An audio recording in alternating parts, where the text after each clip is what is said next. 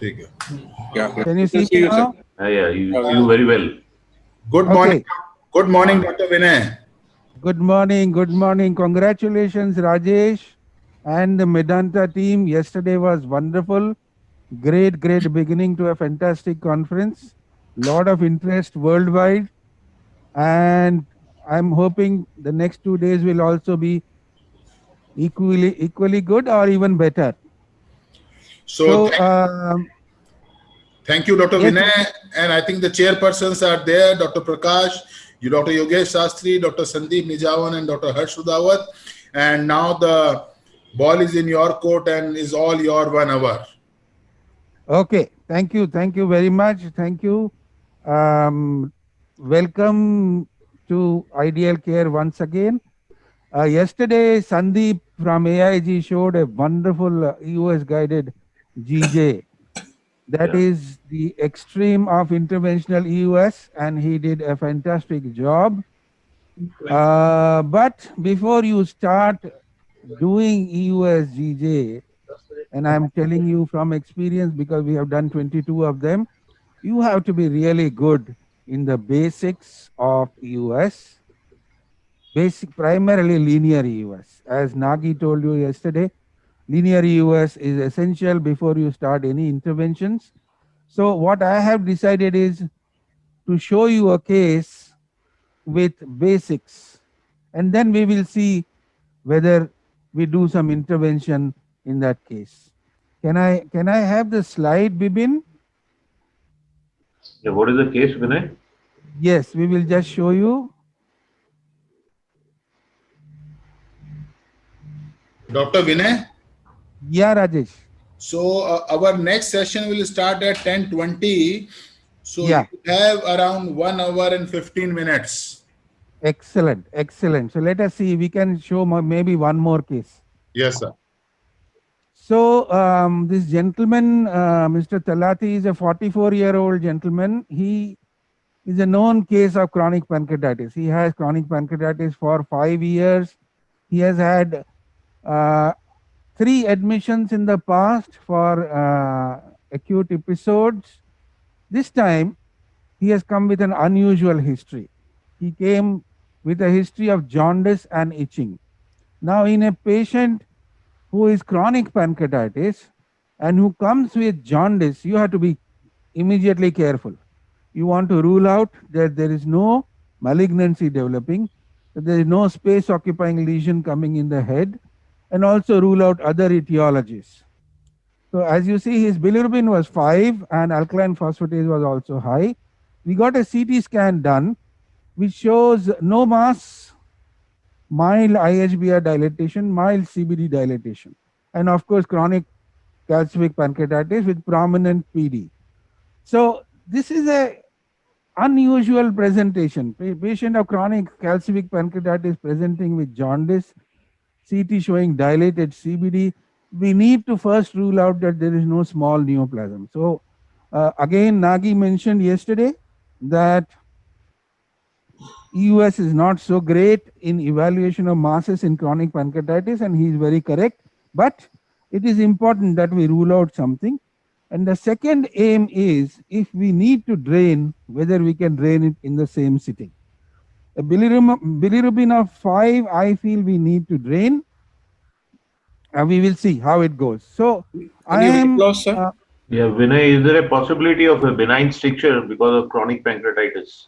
I think so. That is my first diagnosis. You are very right. But you know, we have to think of the worst case scenario first. Rule out that there is nothing missing. If it is a benign stricture, also, what do you think? With a bilirubin of 5, I would like to drain. You see, any Please. patient with a persistent rise in alkaline phosphatase for a longer time than a month, Yes. I mean, they tend to get a secondary biliary cirrhosis. It's not great. So at Yes. least temporarily, Yes. we should drain this. And he is Yes. And symptomatic also. He has he itching. has symptoms. He has itching. So, you know, Yes. we need to control the itching also. Any weight loss, sir? No, it's only a 3-week history, and he does not talk of any weight loss, significant weight loss at least. So, onset of jaundice clinically, I'm worried. So let us see. Coming back to the technology and technique, I am using the Olympus GF UCT 180. I have been using it for decades now. I'll start with very, very basic. Excuse me. So the audience for me would be people who are just starting, not those who are sitting at the podium. So introduction of the scope. I do not lock my controls. My controls are open. And I use my up. See here, I use my up to gently slide over the tongue like this. I turn the scope like this. Can you see it? Yeah. Yes. So let us go in and see how easy it is to pass. Sometimes it is difficult. So this is the tongue. I gently go in, and as I am going in, I am gently using my up knob to slide over the tongue. I don't want to encounter any resistance. So if there is any resistance, I go back. So here I am down. You can see. Now I start going in the reverse direction. I had done up. Now I am doing down, so that we go behind the vocal cords gently. Once we have gone here, you do a gentle push and you are in. Vinay, are you using radial scope in your practice nowadays? Very rare, very rare. Mostly for training. I use it for esophageal cancer staging and rectal cancer staging. These are the only two indications in my unit. Yeah. But what is So your now- take on? I mean, if you want to buy the US system, then one should take radial or Oh, not? if you are rich, Dr. Nijavan, buy both. Otherwise, linear is, yeah. Otherwise, if you have budgetary constraints, buy a linear. Okay. So now I am in the mediastinum, and I will show you a very quick method which I have evolved to quickly evaluate the mediastinum. So I see where I am. I am at, you can see there are some vessels. So if you see my hand, the scope is sleeping. So this is showing us anterior. If I turn more anterior, you start seeing the big vessels, the arch of aorta, and the descending aorta. See this? Yeah. I come back a little. What I do is, see, that is the AP window. You can see the AP window vaguely there. So here the patient does not have an esophageal pathology. So what I'll do is I'll try to suck all the air. So my suction is continuously on. And I'm trying to get a view which is of both the walls of the esophagus. So I'm just turning my scope little up and down, trying to see if I can see both there is a lot of air obviously, so you have to continuously suck, and then you start seeing both sides. See this? Freeze. So now in this position, I have done extreme down. You will see the wall on this side as well as the wall on this side. So I'll show you how it looks. Open, start, make it big. Now see there, you are seeing the aorta on one side, you are seeing the heart on the other side, and you are seeing the esophagus in the center. See this? Can you see the esophagus in the center? Yes. Yes. So this way you can quickly look at the esophagus and the surrounding areas and see if there is a pathology in the wall or not. So this is a quick method to look at. You can see the azygos on the other side, you can see the left atrium, the mitral wall, all the things can be seen. If I keep coming up, I will see the trachea also. So this is the pulmonary artery, and then you see the trachea. So you can have a very quick 30-second evaluation of the mediastinum by rotating your scope, looking at the esophagus with both walls. See this? You are seeing both walls of the esophagus, nicely seen muscularis propria. And now you are seeing a lot of air, so we are approaching the G junction. So I am going in, again trying to suck all the air. At times I use half a cc or 1 cc of water, and the view of GE junction that you see like this you will not see anywhere else. It is better than the CT scan. So you see the stomach wall now? Yeah, we can I see come the back, layer. a lot of air unfortunately, but you can see very good G junction view. You can see the diaphragm. और बड़ा करो थोड़ा. शाबाश. अभी please. Why there is so much of air actually? We can suck it. Patients are sometimes anxious. They keep swallowing air. Okay. This is the diaphragm. See this? Below is the fundus. This is the fundus. This is the diaphragm. So we are exactly at the G junction. And at the G junction, you can then evaluate. See this? You can get a beautiful view of all the layers of the esophageal or the G junction wall. So you can look at the diaphragm, and at that level, you get a CT scan like view. You know the sagittal sections of the CT scan? You can see the wall very, very well. So this is a quick method. If you do a few cases, see this? This is the G junction. Beautifully seen G junction. Please. Dr. Vinay, do you inflate the balloon at any time? No, I don't use balloon. Too expensive for me. This is the lumen. See this? Gastric lumen. This is the muscularis propria here. See this? Yes. And this is the submucosa. You can see the similar thing on the other side by a little bit of rotation. So try to see the sagittal view by rotating the scope anti-clockwise, and you will get lovely information. If there is a small lesion at the G junction, you can pick it up like this.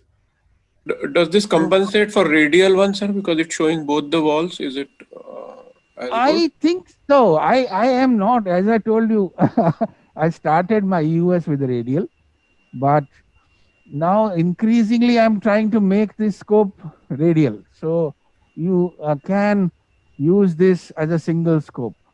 So once we have seen the G junction, we turn our attention to the liver and we do a Doppler.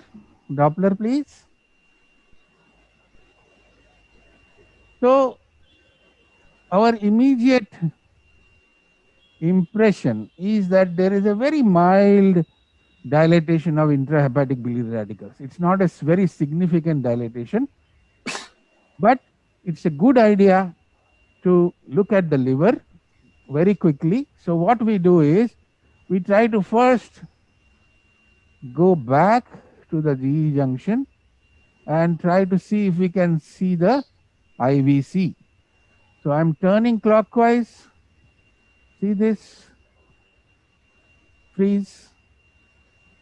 So here you are seeing the segment 1. This is the ligamentum venosum. This is the hilum. Segment 1, this is segment 4B. So those things also our surgeons often ask us. So we should be good. If there is a metastasis, chhod do somewhere. So see this? This is the middle hepatic vein. Now we are practicing hepatology and lot of new information is coming about EUS in hepatology.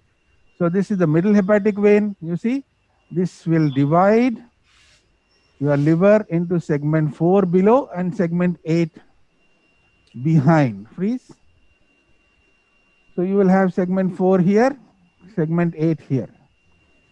So, and of course, this is the hilum. See this? This is the liver hilum.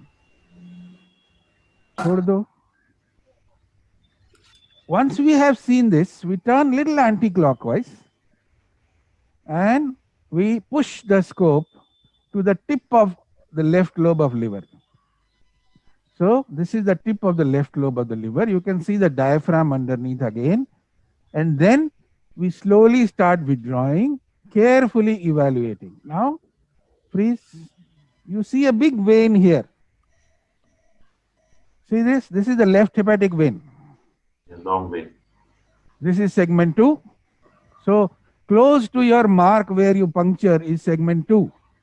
And this is segment 3. Sorry. This is reverse. This is segment 3. This is segment 2. The closer to the diaphragm is segment 2. And so now to make it very simple, if you are at the G junction and this is the middle left hepatic vein, segment 3 you have to turn up and little clockwise. So these are the segment 3 radicals. Is there a lesion? Doppler. Yeah, sorry. Lesion. These.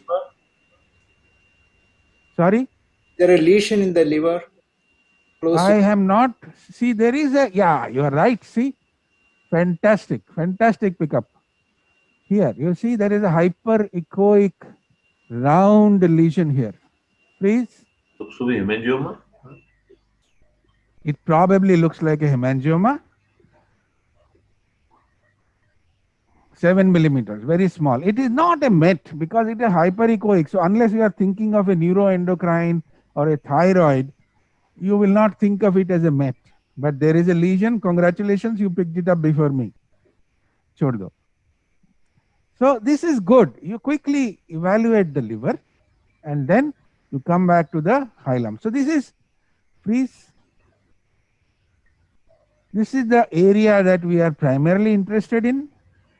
Here you have ligamentum teres. This is the hilum. Here is the ligamentum venosum. This is segment 1.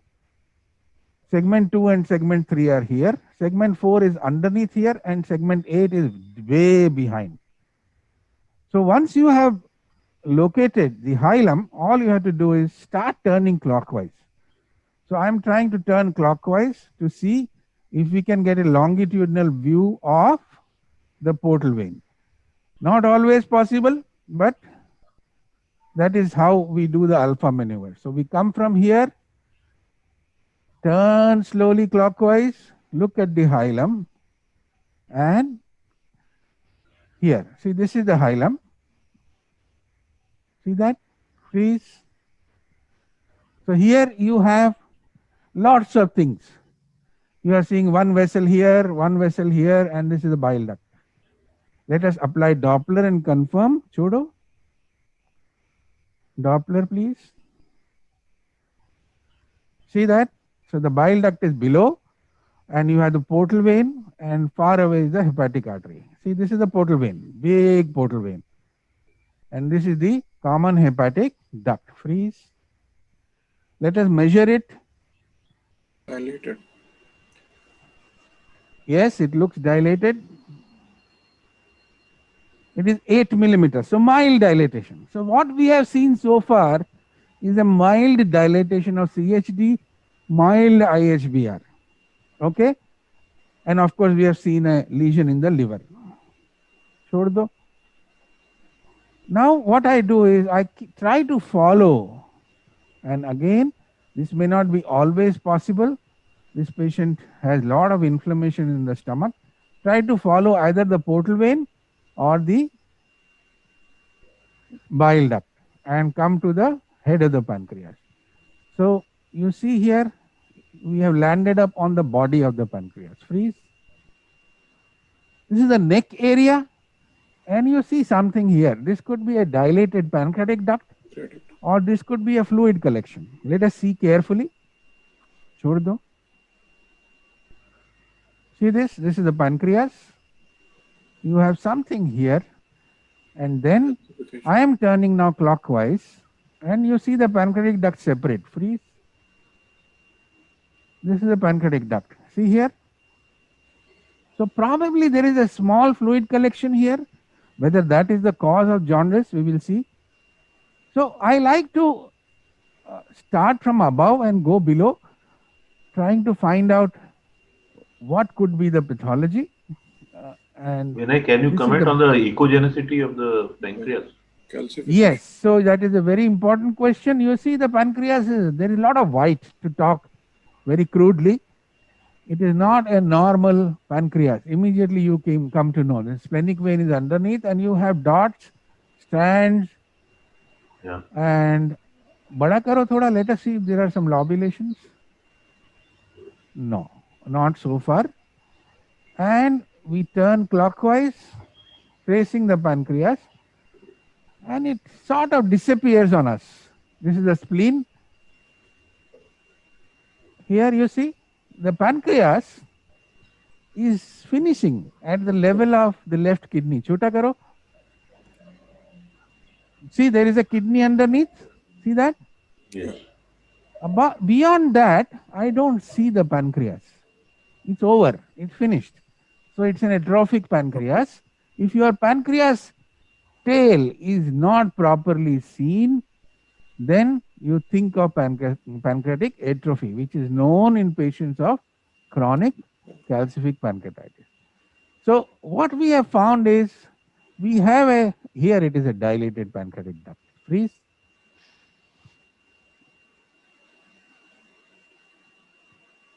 So dilated CBD, dilated pancreatic duct. Now we are looking at a double duct sign, right? Yeah. Chhod do. Now I am turning anti-clockwise, gently tracing this pancreatic duct. See this? I am tracing the pancreatic duct. So what you need is gentle movements, simple gentle movements to trace the ducts. So it is going down toward the head, and beyond that, it's either massively dilated or there is a communicating cyst. So we have got information that the head appears very abnormal here. There are multiple calcifications. You can see the calcifications? Yeah, we can. Yes. And duct is dilated. And I can't see a mass from here, very frankly. I'm actually seeing a fluid. Probably there is a small fluid collection and dilated PD, dilated CBD. So we are not clear what is happening in the head from the stomach. So let us go to the duodenum, endoscope. Sir, could you please take us to the spleen if possible? So I like to have as much information as we can before we enter the duodenum. So this is the duodenal bulb, US, Doppler. So you see, what are you seeing? You are seeing the freeze. Aorta and Bile duct which is dilated.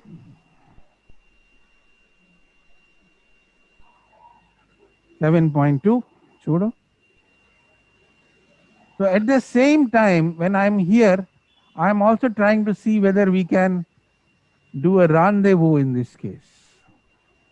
So that is another thing where, is it a suitable case for rendezvous or not? So here, freeze. The bile duct is actually a little far away from the duodenal wall. We'll try to see whether we can bring it closer. Portal vein is behind it. And this, we have to see whether there is a mass here. So this is the bile duct. And then you see the head of the pancreas, which shows a pancreatic duct also. See there, the pancreatic duct is dilated. Freeze. You have to notice what is happening to the duodenal wall. You see, very grossly thickened. There is inflammatory strands here. See this area? Yes. It looks grossly inflamed.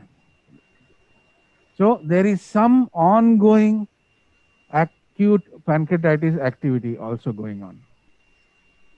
So we have, this is the head of the pancreas. Again, I so far have not seen any mass. I'm tracing slowly. So when you are, see, this is the pancreatic duct, hugely dilated. Please. This is the pancreatic duct. 7.5. So there is a definite obstruction at the level of the head. We are not able to make out whether there is a mass here. It could be inflammatory, it could be neoplastic. I am not seeing anything else to suggest what is causing the obstruction. So one final look from the D2 endoscope.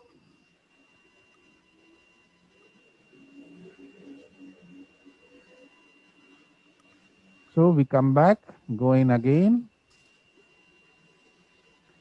You can see here the duodenal folds are also edematous. So probably there is an ongoing activity also here.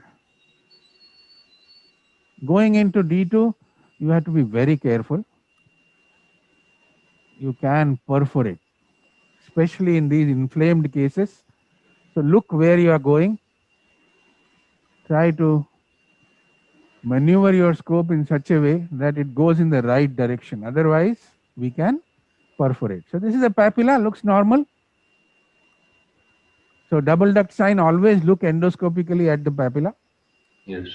Then shorten it like you do it in the ERCP. After this, you are seeing a big vessel. So this is aorta or IVC, one of the two. Let us find out what it is. I don't like to judge immediately on. See, this is the IVC, thin walled. You will see a lot of flow in the IVC. See this? This is the IVC.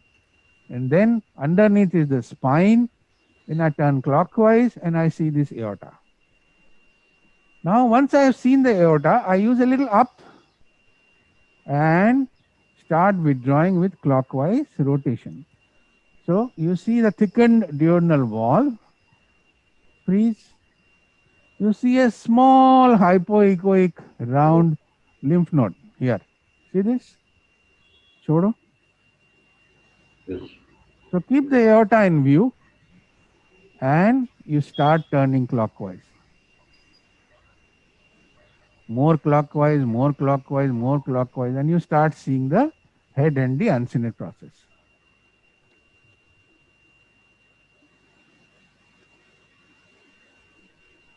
So this is the head and the uncinate process. Again, if you ask me personally, I am seeing all this as an inflammatory lesion. I have not seen a mass as yet, but Phlegmon. it is inflamed. There is no doubt about it. So probably what we are dealing with is what Dr. Nijavan initially said, probably a benign stricture. So this is the branch to the uncinate process. You see this pancreatic duct branch? Yes. Yes. This is the branch to the uncinate process. We turn more clockwise, we draw more. You are seeing calcifications. See the shadows? So like this, millimeter by millimeter, I withdraw and turn clockwise, anti-clockwise to see the entire pancreas. Now you see the pancreatic duct, freeze. Yeah, we can see. So this is where it is blocked. And we are not seeing a mass here. This is pancreas. This is not a mass. So this is the dilated pancreatic duct. Chodo. See this? Beyond this, you can't see the pancreatic duct properly. And then let us try to see if we can see the bile duct. Usually for bile duct, you have to turn anti-clockwise, but it doesn't work always because this is an inflamed duodenum, inflamed pancreas. You may not get the correct view. So I am not seeing so far. I am seeing the pancreatic duct here. And then Doppler. Yeah, you see the bile duct? Please. So this is the bile duct here. Lots of vessels around. Chodo. So this bile duct is also stopping here. So whether we should take a biopsy in this area, both the ducts are stopping here. To me, it looks like pancreas, not a mass. And then you see the bile duct. We trace it by using anti-clockwise movement, slow anti-clockwise movement. You see the duodenal, if you see the duodenum right now, you see how thick the wall is. Yes. Now you are seeing both the ducts, pancreatic duct and bile duct dilated. Here you see the bile duct dividing, freeze. See here you see two round things. So this is the cystic duct. This is cystic Probably duct. this patient has a low cystic duct insertion. Chodo. And then we keep tracing it anti-clockwise slowly. You start seeing the gallbladder. And now you are coming close to the hilum. See the inflammation, freeze. There is a lot of inflammation. So I think he has had an acute episode and then the bile duct has been caught in the inflammatory mass. So what is the house say? Should we drain or should we not drain? Should we hold on for some time? This is an inflammatory head mass, so we can follow this patient and see whether the liver function improve. Okay, that's Or a we- good advice. Yeah, we can see his main problem is right now itching. Itching. Apart from that, there is no evidence of cholangitis. So we can hold on. See, this is the area. So I can biopsy this area because the ducts are stopping. But very frankly, if you ask me, I'm not seeing a mass here. So I don't feel like unnecessarily biopsying. So my diagnosis would be Phlegma. acute ongoing pancreatitis, chronic pancreatitis. There is a focal bulging in the head, focal mass or whatever you want to call it, which is stopping both the ducts, which is obstructing both the ducts. And Dr. you Vinay, are right. Yeah, Rajesh? just want to know that is a chronic pancreatitis with the inflammatory mass, but why Yeah. should we wait jaundice to subside? Why not to drain? Because he has itching and Yes. underlying chronic pancreatitis, there will be a stricture. Yes. In my best of knowledge, Dr. Nijavan can guide. Do you think with the jaundice of bilirubin of 5 with the itching, we should leave it for months together? No. Actually, we should drain because persistent rise in altered liver functions and especially persistently high alkaline phosphatase, and it's a disease which is chronic. It's a disease Right. which is actually fibrotic. So Right. drainage is the best option actually. So let us see endoscope. Here, so how do we drain by EUS? We, at my department, what we do is we look at papilla. If the papilla is approachable, it has to be rendezvous or antegrade. Papilla is not approachable, you can think of choledochordianostomy, hepaticogastrostomy. This is the EUS drainage. Always try ERCP first.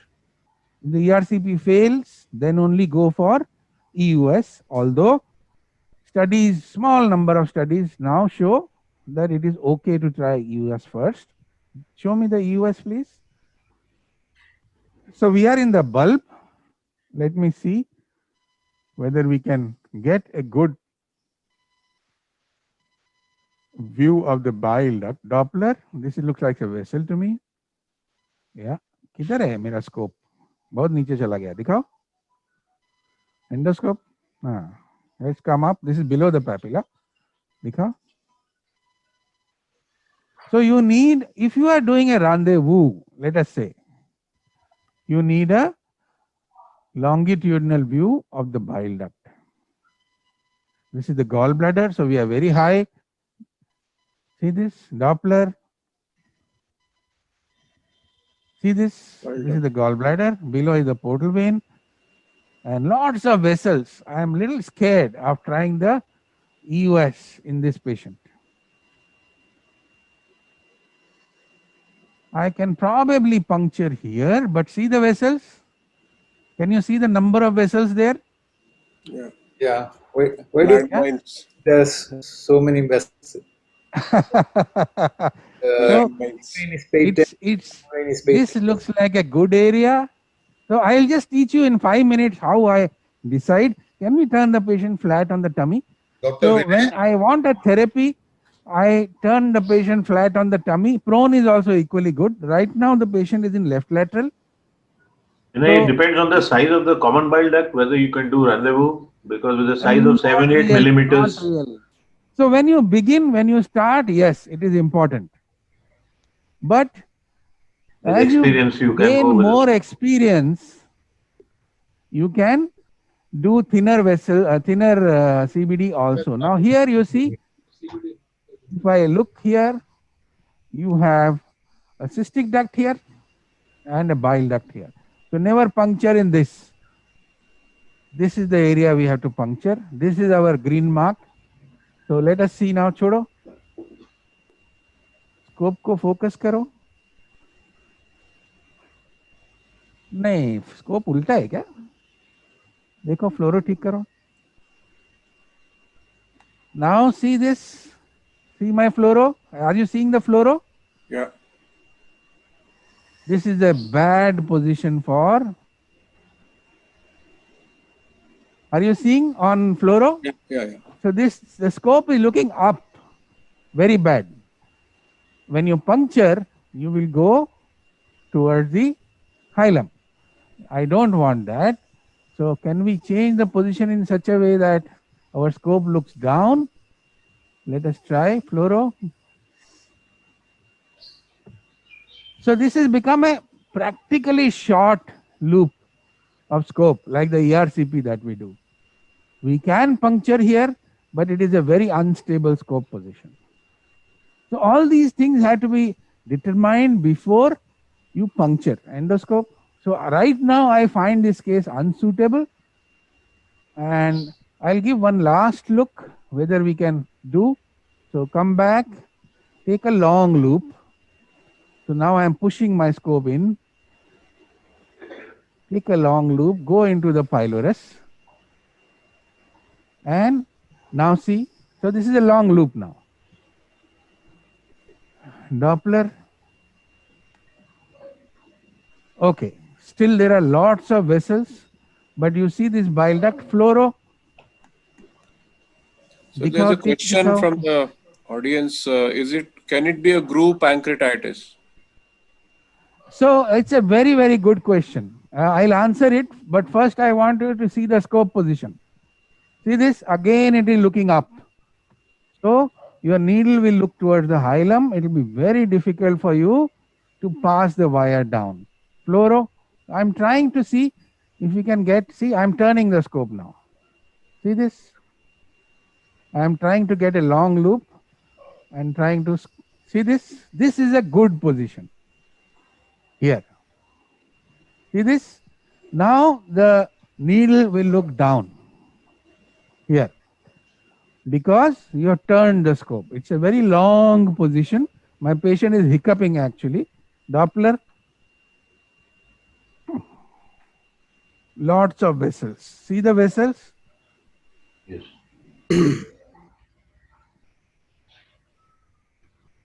So all these things you have to keep in your mind before you puncture. Now give me a 19 gauge needle. So the question of group pancreatitis is a very, very good question. So basically in group pancreatitis, what you will see is a grossly thickened duodenal wall, and you will see small cystic spaces within the duodenal wall, which contain pancreatic juice. So this partially fulfills, it has a thickened duodenal wall, but that can also happen with Chronic, acute and chronic. Acute pancreatitis. So you have to show that there are some cystic spaces within the duodenal wall. I have still not decided whether I'm going to puncture this. I'm just seeing, assessing. This is my needle. See this? Doppler. So there is a risk of causing bleeding here. See this? I have to go through vessels. I have to go through vessels to puncture this. So I can do it. It's not that I cannot do it, but I feel for demonstration, it is not good to show people that I am doing it through the vessels. Okay? Rajesh, Yes. you agree? Yeah, definitely. Where is Rajesh? Yes, I can hear. I Yeah, can do yeah. it, but I don't want to do it for demonstration. So what we will do is we will do ERCP in this case and try to put a plastic stent. Do I have some time to show another case? Yeah, Dr. Vinay, you still has 30 minutes. Excellent. Excellent. So let us see another case. So I hope I showed you how I think about these cases. What are the ways we can make decisions while. So I had not decided what to do in this case, and now I am happy that we have taken a decision which makes it safer for him. We will try ERCP. Excellent demonstration, Vinay. Thank you. Thank you very much. Thank you. Any questions are there on this? So chronic pancreatitis is a difficult situation for all of us who do EUS. I believe that there is no mass in this, but I cannot be certain that there is no mass here. But looking at everything, there is a lot of acute damage, acute inflammation. So probably we are dealing with a benign stricture of the bile duct.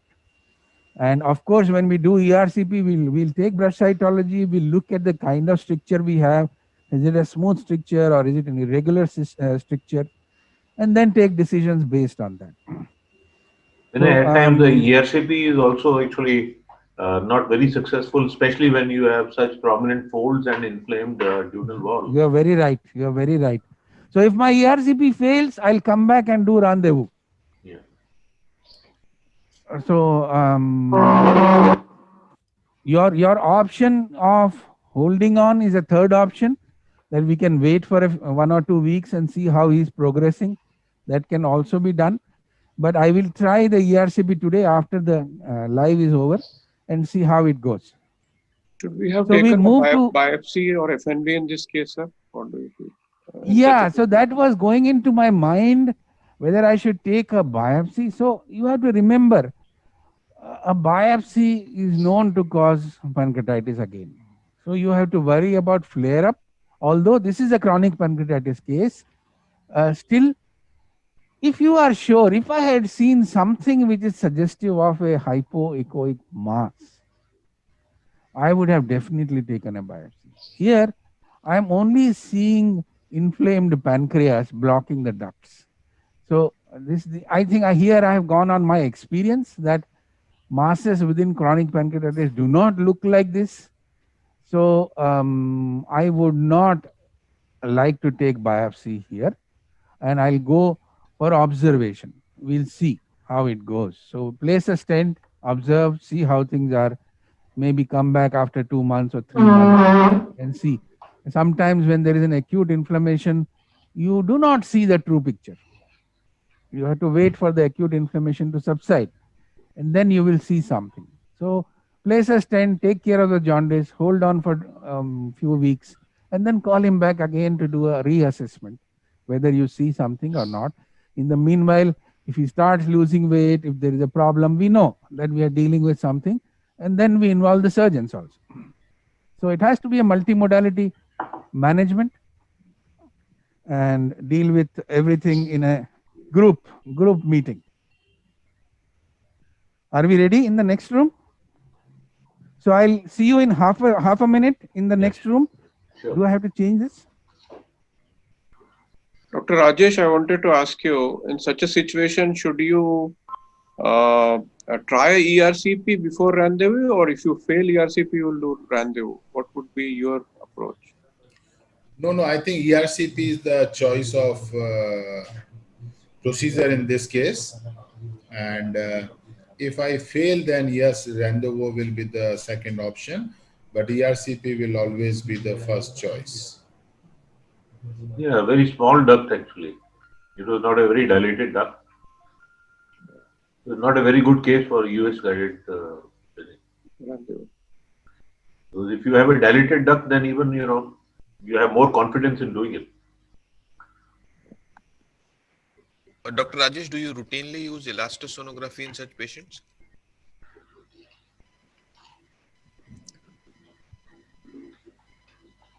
Muted, Rajesh. Yeah. So generally elastography, as you know that we have a EMU2 and elastography has no cost. So I think putting the color scan is not a problem. The only thing is in presence of the stone, sometimes it is difficult.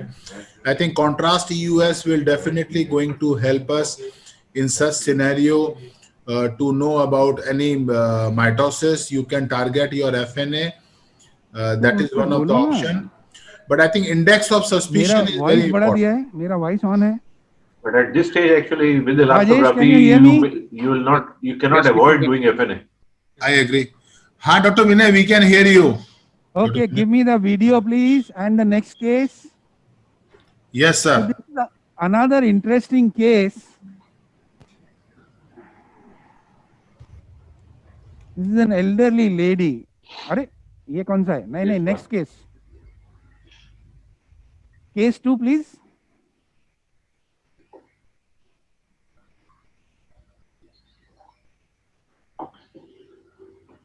So this is an elderly lady who has come to me with, next.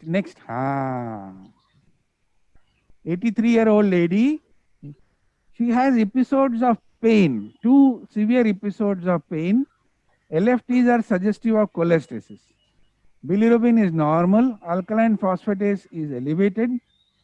Sonography shows 2 times dilated CBD and sludge in the gallbladder.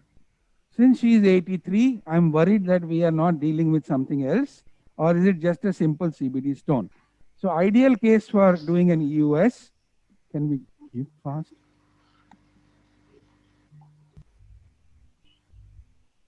So in this case, I think good indication for EUS. You are not seeing a CBD stone. CBD is 11.4 millimeters, and GB doesn't have, according to the sonography, GB doesn't have stones but has sludge. So Vinay, we should go straight away for Vinay. We should go straight away for EUS, or we should get the MRCP before. So it's a good question. MRCP is also very, very good. My policy is, if I am thinking of a hilar obstruction, if sonography suggests that there is a normal CBD and dilated IHBR, I will go for MRCP. If the ultrasound is showing a dilated CBD, then I use EUS first, and I don't use MRCP at all, because I believe that MRCP is good for hilum and EUS is better for distal CBD. Many a times we have seen reports on MRCP which suggest that there is a mass or a stone and they cannot see close to the ampulla. So anything that is ampullary, subampullary, distal CBD, I like to do EUS. Anything which is hilum, I prefer to do an MRCP. So that is how I'll go about it. Yeah. Ho gaya? Good. So she's an elderly lady, thin veins. So Dr. Darudkar is our anesthetist, very, very expert. We just got a vein and we are now sedating. So all our cases we do under propofol with the presence of anesthetist, and all CPR and everything available in the room. Extremely important if you are doing advanced cases. So cardiorespiratory monitoring and availability of resuscitation, complete availability of resuscitation. Especially patients like this, elderly patients, you never know. So you should be ready for everything.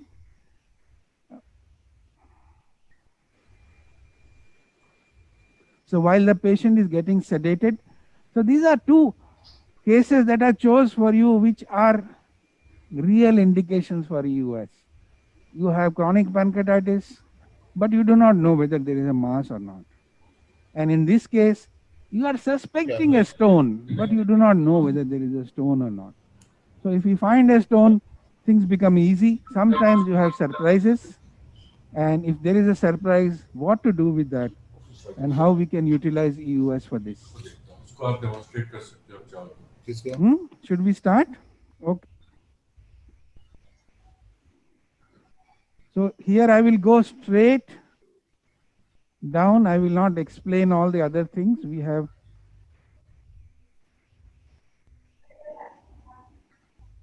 be very gentle passing through the cricopharynx. Go to the GE junction. Look, there is a lot of fluid. We have had aspirations, so don't be blind here. If there is not too much fluid, we are happy. Okay, dikhao.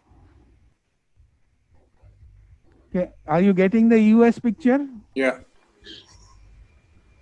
So first thing is, let us see if there is any IHBR dilatation. Doesn't look like, which gives me happiness. I'm turning clockwise and you see the bile duct freeze.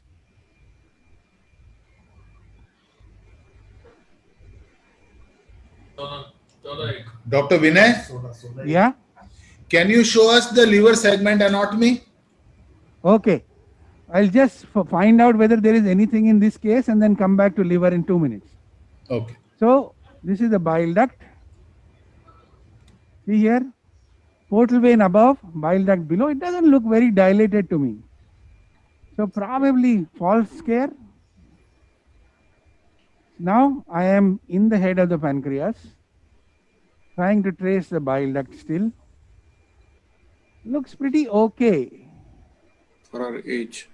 So maybe it was a false alarm. I don't know. We will see. So this is the bile duct as you see. 6.9 for this age is really not dilated. Endoscope. We'll go into the duodenum.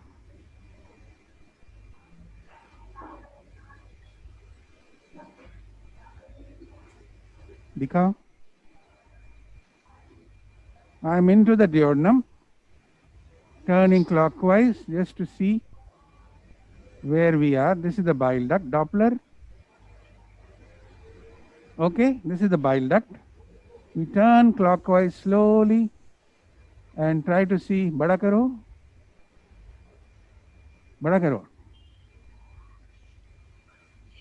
Ah. You see the bile duct? Yeah. And the pancreatic duct coming now. I am turning clockwise. So far nothing.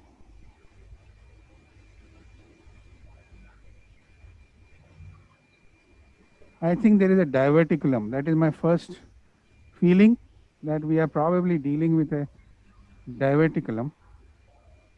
See this? Endoscope. So we go down, we go in. So this patient will be happy. I think we haven't found so far anything significant. Going down the D2.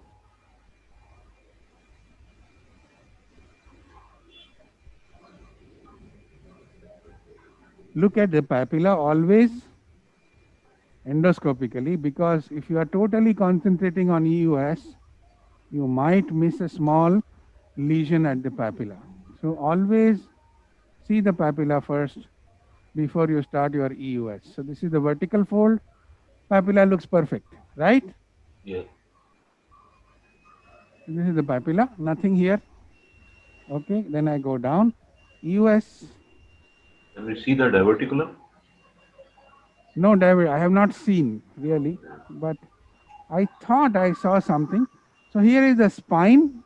See this? So I am bringing the spine at 6 o'clock, then turning clockwise to see if we are seeing any vessels. So we start seeing a big vessel here. So both the vessels are here, aorta and IVC. We need them longitudinal. So we do a little up down. This is a longitudinal view. See this? We draw a little, start seeing the uncinate process, and then turn clockwise, extreme clockwise, while withdrawing very, very slowly.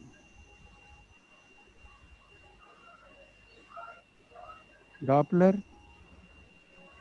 So as you see, I use Doppler very heavily. I don't depend on. So this is the bile duct. Chhod do. Bada karo. So you see the freeze. So this is the pancreatic duct. Here, this is the bile duct. Both of them are coming very close. So at least in the pancreas, there is no obstruction. Chodo. So this is the bile duct. Now we'll carefully examine the bile duct to see if there is anything in the distal bile duct. Very important to learn this, to see that there is nothing. Pani dalo thoda. Sometimes we put some water. But so far, I have not seen anything that worries me. Any comments? Yeah, it looks all right. There's smooth tapering of the lower end of the CBD. Yeah, we are trying to see that with water. See, now I have infiltrated, put in some water and trying to see the distal CVD. That is the papilla freeze. So you see this? This is the papilla here. This. And this is the bile duct. We need to see whether we need to take any biopsies or anything. Chodam, is there any thickening here? So here, I don't really think. Rajesh, what do you think? I feel it's just some sludge here. Yes, This Dr. is the Vinay. duodenal wall. I don't see a mass here. Or stone, for that matter. So probably what I can think of is she had a small stone which she passed. And now we are, so now 10 years back, this patient would have gone for ERCP. Now it should not go for ERCP. Do an EUS first, see whether there is anything. So this is how you evaluate the terminal CVD. Put water, look at the papilla, carefully see that there is nothing in the papilla. Doesn't look like there is any mass or anything here.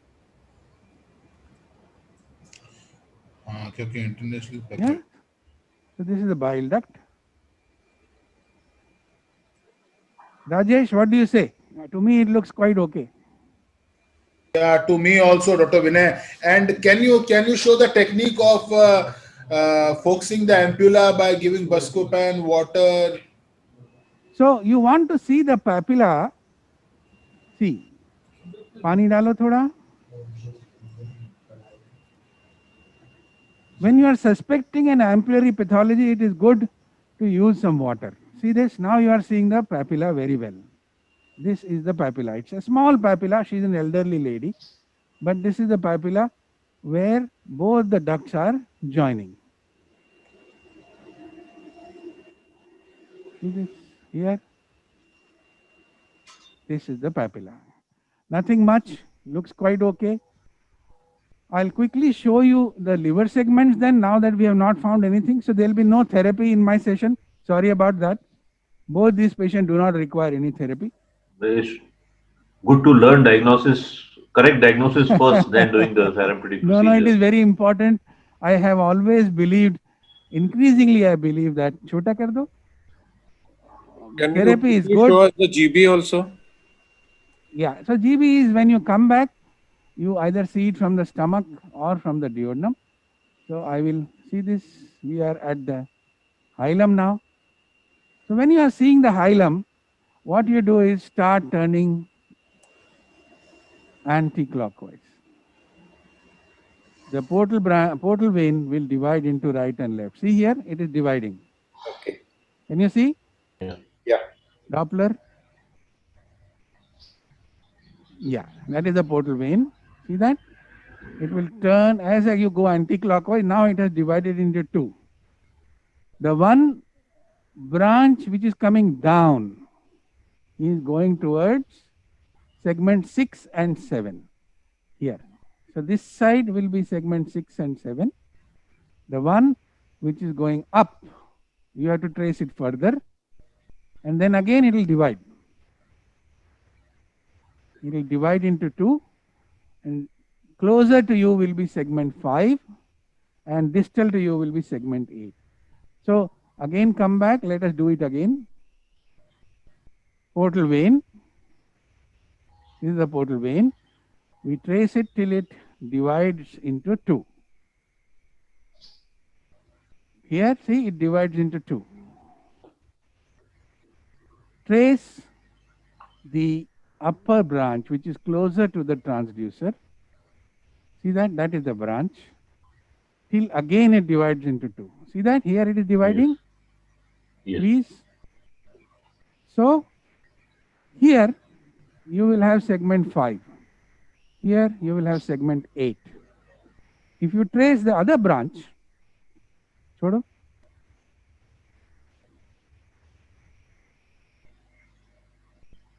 the one which is going down, see this? Follow it.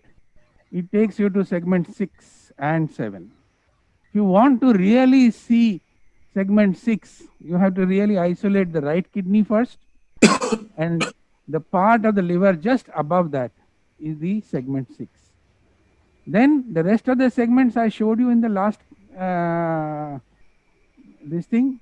Oh, she has some lymph nodes. Yes. So you look for the IVC first. This is the IVC, close to the GE junction, and then look for the middle hepatic. This is the middle hepatic vein. See that? Looking at the middle hepatic vein, tracing it a little. I'm pushing it down. You see the hilum. Yeah? Please. You see a thin ligament here, ligamentum venosum. Okay. Segment 1, segment 4, segment 8. Okay, is that clear? Try to find ligamentum venosum, segment 1, segment 4, segment 8. And then, of course, for therapy, it is important that you find the segment 2 and 3. So for that, left hepatic vein. See this long vein which is going? Left hepatic vein. Yes. Please. So this is segment 2, this big one, segment 3. Is that clear? Yes. Is that okay? Yes. Rajesh, this is the ligamentum teres. Yes, Dr. Vinay. ठीक है? Yes, Clear or unclear? This is ligamentum teres. it's clear. Clear. Okay, thank you. So I'm sorry I didn't show you any therapy today, but we Dr. concentrated Vinay, on the anatomy. you can show the mediastinum also. We have around. Yes. We have to see those lymph nodes, no? They're seen. Yeah, you can Yes. show the mediastinum also. Yes, So those now you shreds. see here, this is how I do it. I have turned my scope anti-clockwise. And you see both the sides of the stomach wall. And then I continue to withdraw. See? I am slowly withdrawing, and you see the diaphragm, please. See this? This is the diaphragm. So this is the GE junction. Below this is the proximal stomach. So what you have to do is take your scope anti-clockwise like this. Look at the diaphragm. Below that is the fundus, and this बड़ा करो is the GE junction. थोड़ा 2 cc पानी डालो, एकदम थोड़ा. So this is how you evaluate the GE junction. Very beautifully you can see each layer. See this?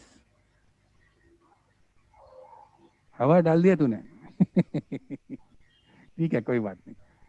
Now this is the diaphragm, GE junction, and once you have seen this GE junction, you start coming back gently, and you will see. We will try to see both sides. See this? We are seeing both the layer, both sides. Freeze. So this is above the GE junction. You are seeing the wall layers on both sides. This is the muscularis propria on one side, muscularis propria on the other side. Chodo.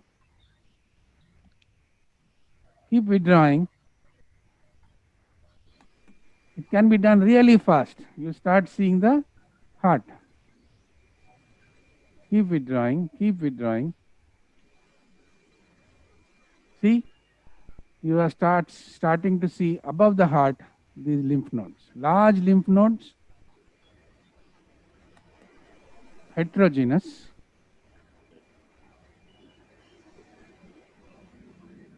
Then, of course, you see the aortic arch. But for me, what is important is chota karo. To be very fast and efficient and look at both sides. So this is how I do. I see the heart. I also see the aorta on the other side. And if there is anything in the esophageal wall or in the periesophageal space. So you see the esophagus beautifully here. Full esophagus. Looks pretty normal. See, you see the aorta, the heart. Keep coming back. Keep coming back. We have already see this subcarinal lymph nodes. You are seeing the trachea now. And you are seeing the full esophagus. Can you see that? Full esophagus Yes. down. Just like a sagittal section on CT scan. These are the lymph nodes, trachea. So this is the subcarinal space. See here? We are looking at both sides without trying to turn here and there. Keep coming back, keep coming back. This is the trachea. If I turn more anti-clockwise, here you will see the aorta and the pulmonary artery. See? Yes. This is the aorta and little bit more and you will see the AP window. So very simple. Lots of lymph nodes here in the subcarinal area. We can biopsy it. We'll do it afterwards. Keep withdrawing. And I think that should be it. You can see the neck vessels. You can also see the thyroid if you want. Here is the thyroid. This is the mouth.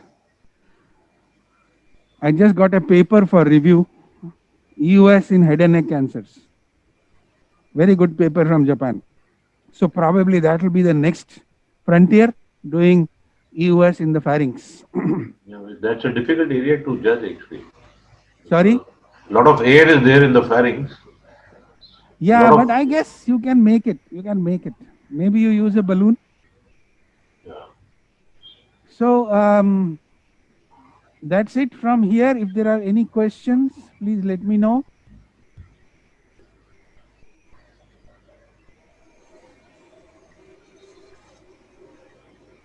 Excellent, Vinay, as usual. Excellent. Thank you. Thank you very much. Yeah. Basic anatomy. Demonstration. So, Great. Dr. Basic Vinay, anatomy. Dr. Yeah. Vinay, like in Yeah. a previous case of chronic pancreatitis, do you use the contrast EUS or elastography in your practice, or you don't use it? So elastography, very frankly, I have been regularly using. I don't know.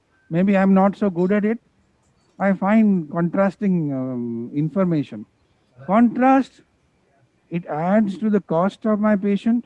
So only if the patient can afford the cost of the contrast, which we have to ask them, additional cost, then we do a contrast examination. But there are very few, not very routinely used in my patients.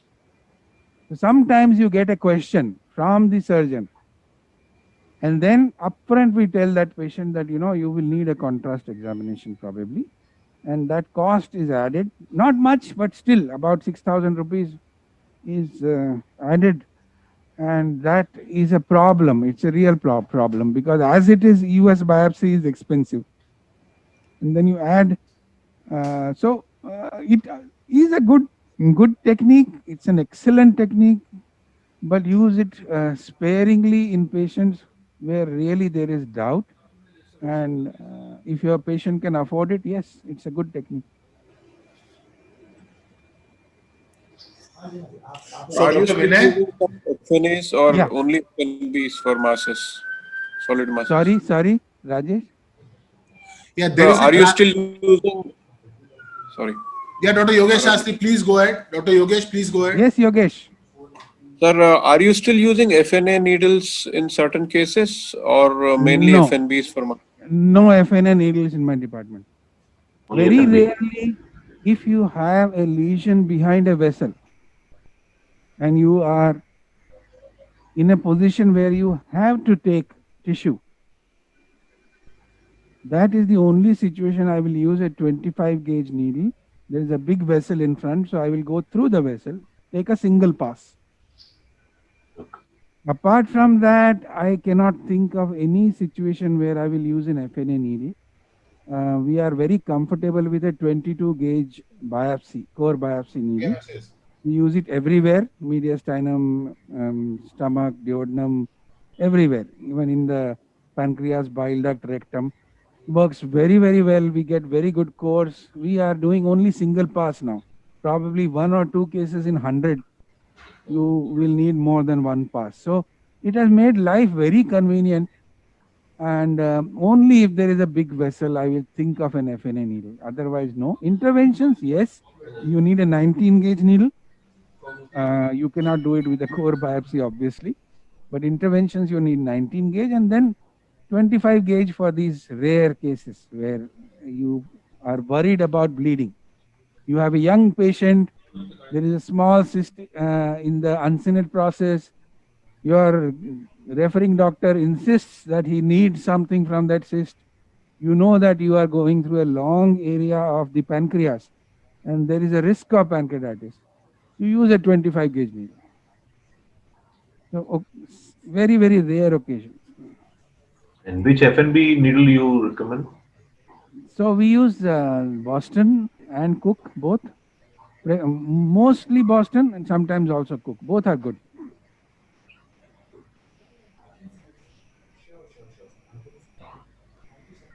There's one more needle which is called a shark core from Covidien. Sir, any Yeah, experience? yes. So we have not got it in India. I know you have got it. So you tell us, how is it?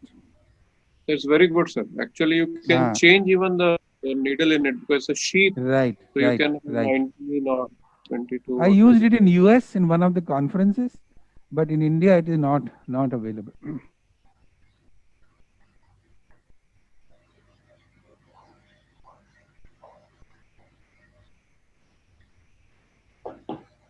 So any question pertaining to Dr. Vinay, we have still 2-3 minutes. We can ask him any questions.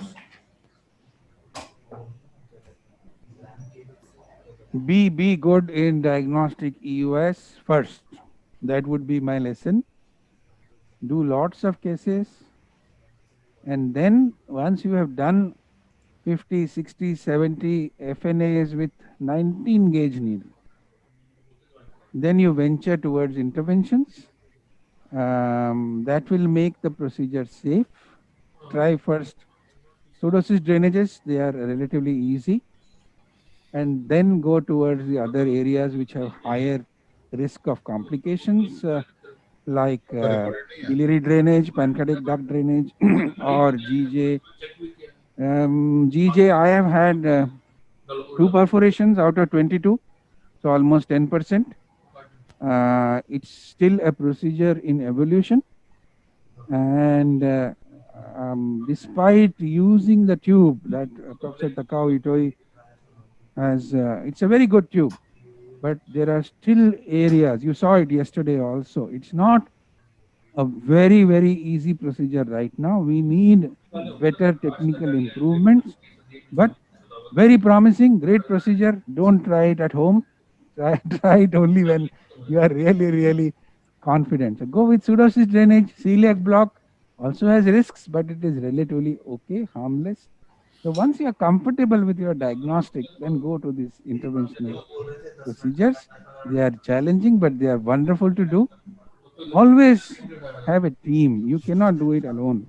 So if you are planning any of these drainages, you should have interventional radiology surgeon with you. Backup. So that if there is any problem, they help you out. And yeah, that's the general message.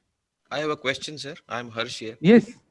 Sir, from your vast experience, what should be done if, say, you perforate at D2 level or D1, D2 level? I mean, how do you identify and how do you go about it? That's a very, very good question. So perforation has become increasingly uncommon now. I think the scopes have improved, but when we were doing it early on, in fact, when I was learning, my teacher would not go into the duodenum. He would stop at the stomach and he said, no, duodenum is too risky because the scopes are very... Now things have changed. So the scopes are much better. What I tell my students who come to me is first become comfortable with the anatomy in the mediastinum and in the stomach.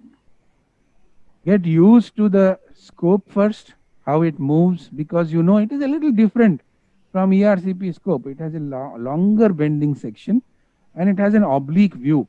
So get used to the scope. It is so cricopharynx is one area, D1, D2 is the second area where you have to be careful. D1, D2 never push without seeing. I push now because I'm doing it for more than 20 years. But when you are doing, if you can't see things, don't push.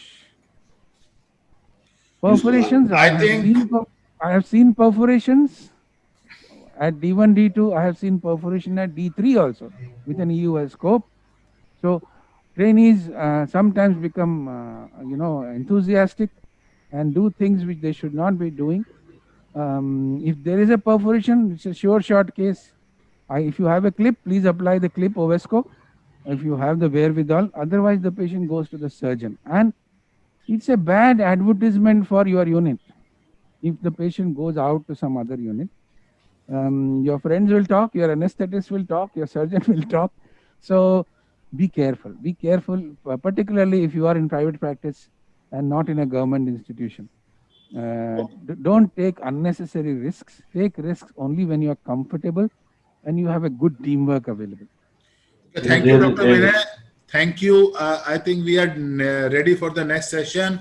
Thank you for the excellent demonstration, and I would like to thank Chairperson Dr. Sandeep Nijavan, Dr. Harsh Udawat, Dr. Prakash Zakaria, and Dr. Yogesh Sastry. Thank you for being there. Thanks, Vinay. Thank you very much. I wish Thank you very much. Enjoyed it. Thank you. Nice meeting. Rajesh, congratulations.